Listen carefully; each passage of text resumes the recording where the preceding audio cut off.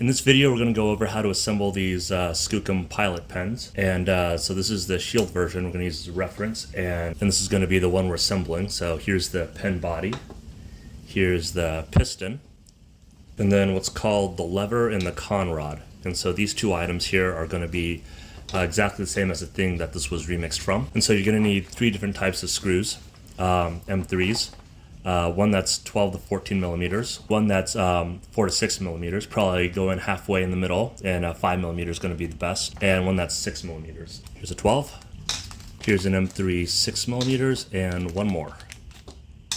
And I specifically made this for these pilot ink refills that I had on hand. I guess the type is called the BRFV 10EF. We're going to remove this little tip protector, and we're going to need a pen spring here, driver for the screws, and having these tweezers don't hurt. Okay, so the first thing is this should be a perfect circle, at least in the model file, but because of 3D printing issues, overhang and all that, this may collapse into an oval. So you'll want to check to see if this can actually clear that without any resistance. If it sticks at all, if there's any interference at all, then you want to just stick stuff in there and expand it until there's no resistance for it to go through or fall out. Next thing is the spring right here. It needs to be longer than it currently is. So what you want to do is you want to stretch it out. Just pull it outwards on both ends. Try not to make kinks in it. And you want to pull it to about maybe about 3/4 this length of the grip. A little longer is fine. I would say a little longer is better than a little shorter. Here we see that it is bent not just outwards, but kind of in a U shape a little bit. That's fine. Any little bends are fine, but ideally you want to keep this as straight as possible. So before we put that in, you want to check these channels here and make sure that there's no burrs that are obstructing or just hanging around. So if you see them, just clear it out. I've already done that, but usually you'll get a little small amount of overhang around these top and bottom areas. So just rip them out if you need to and make sure that they don't stick inwards a bit. We're gonna look at our spring, and if it's got any imperfections like this one does, we're gonna look for the straighter side, and that's the side that's gonna go in forward, in first. Is that even right? That looks weird now that I've tried. Let's do it that way, okay? And then we're gonna push this in. Let's take the piston. You'll notice with the piston, one side is beveled and one side is not. You want the side that's beveled to face the end when you put it in. So the side here faces this end. Here we go.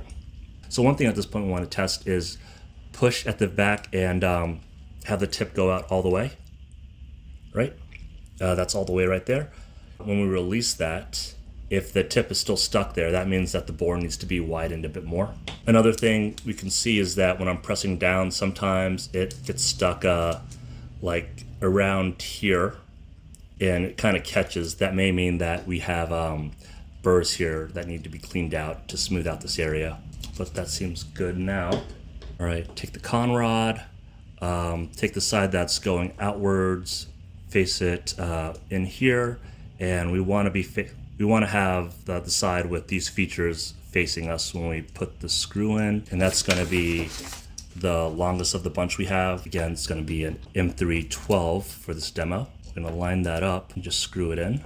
And something we want to make sure here is that this screw doesn't go in the bore at an angle. It's really not supposed to, obviously, but sometimes it can accidentally get a little bit of angle to it, and the self-tapping will just keep on doing that, going in at that angle if you don't do a little extra to make sure that it goes in perpendicular. Tighten it all the way to where it's a little bit firm, and then we can loosen it a bit and see if it just rotates freely. All right, so time for this lever piece right there. This little notch right there is going to face away from us, so that when we align it here and rotate, it's going to interlock there. This larger hole is going to line up with that bore right there, and that's going to use that M3 6 millimeter one. Again, with all these screws, you want to make sure that they go in as perpendicular as possible, and they don't get some kind of angle to them as they're getting threaded into the bore.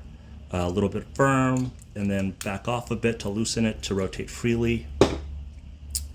All right, the last thing is to line these bores up and put that last screw in. That's going to be the M3 4 to 6 millimeter. 5 is going to be the ideal, but I'm out of 5 millimeters, so we're going to go with the 6. The issue with the 6 millimeter is that we may need to back the threading off a little bit more than normal, just because it's really rough right there. We could see that it's just enough to barely stick out, which could like it could catch here while it's rotating. So we don't want that. That seems fine. Right. Now we can test this, rotate this all the way back. That happens smoothly. We press this button right there. It releases and it goes past this point of interference to lock in there by the force of the spring. So there's enough force to do that. You want to watch out to make sure your fingers aren't in the way. Can't put this in and out. Also makes a decent fidget, I guess.